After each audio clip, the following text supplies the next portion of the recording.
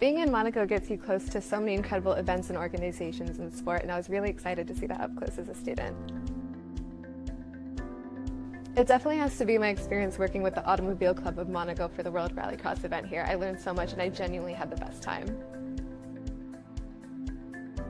The fact that it's so international has taught me so much about the world. I'm so grateful to have friends that have taught me so much, and I think it's really valuable as you go into the industry as well. I think the work and the networking opportunities are amazing because you get to meet so many wonderful people from the industry, both as professors and at the events that we go to. I think we're learning to be super independent and adaptable while still creating really quality work and applying our diverse skills, which is exactly what the industry is looking for. Well, the more we learn about sport, the more areas of the industry sound exciting to me, so I may change my mind, but global strategy and relations sound really good to me. I would say do it and make the most of every opportunity you're given here.